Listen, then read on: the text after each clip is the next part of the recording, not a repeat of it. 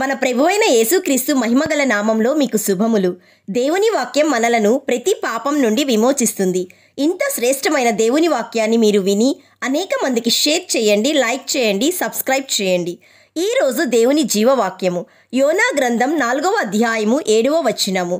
దేవుడు ఒక పురుగును ఏర్పరచగా అది ఆ చెట్టును తొలిచినందున చెట్టు వాడిపోయెను. Jonah chapter 4 verse 7.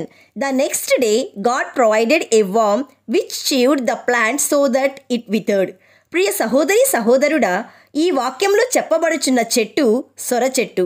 దేవుడైన యెహోవా యోనాకు కలిగిన బాధను పోగొట్టుటకు ఒక సొర చెట్టును రాత్రికి రాత్రి సిద్ధం చేశాడు. యోనా సొర చెట్టును చూచి ఎంతో సంతోషించాడు. మరుసటి రోజు ఒక పురుగును దేవుడు ఏర్పరచగా అది ఆ చెట్టును తొలచినది. చెట్టు వాడిపోయింది. ప్రియ దేవుని బిడ్డ, యోనాకు నీడ కోసం మొలచిన సొర చెట్టులాగే ఈ లోకంలోనివన్నీ గతించిపోయేవే. శాశ్వతమైనది దేవుని కృప మాత్రమే. అందుకే అన్య ప్రజలైన నినివే పట్టణపు ప్రజలు పాపములో ఉన్న వారు తిరిగి దేవుని యందు విశ్వాసముంచి ఉపవాస దినము చాటించి మనఃపూర్వకముగా వేడుకొనగా ప్రభువు ఆ ప్రజలపై కరుణ, జాలి, దయ, కృపను చూపించాడు. ఎలాగైతే నినివే పట్టణపు ప్రజలకు రక్షణ సువార్తను పంపించి రక్షించాడో అలాగే లోకంలోని ప్రతి ఒక్కరి పట్ల శ్రద్ధ కలిగి తన రక్షణ సువార్తను పంపిస్తున్నాడు, ప్రకటిస్తున్నాడు. కాబట్టి లోకంలోనివన్నీ గతించిపోయేవే, కానీ దేవుని కృప, రక్షణ మనకు శాశ్వతమైనవి.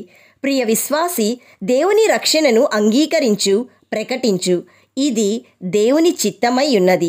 My dear friend, the world and it's desires pass away, but who ever does the will of God lives for ever. ప్రార్థన చేసుకుందాం, ఏకీభవించండి. పరిశుద్ధుడు అయిన దేవ, ఈరోజు జీవవాక్యం ద్వారా మాతో మాట్లాడినందుకు మీకు స్తోత్రములు. తండ్రి, అశాశ్వతమైన లోకాన్ని మేము వెంబడిస్తున్నందుకు మమ్ములను క్షమించండి. శాశ్వతమైన నీ కృపను, రక్షణను వెంబడించుటకు మాకు సహాయం చేయండి. ఈరోజు జీవవాక్యం వింటున్న ప్రతి ఒక్కరూ నీ కృపను, రక్షణను అంగీకరించుటకు, ప్రకటించుటకు కృపనివ్వమని సృష్టికర్త అయిన యేసయ్య నామంలో అడుగుచున్నాము తండ్రి. ఆమెన్. God bless you.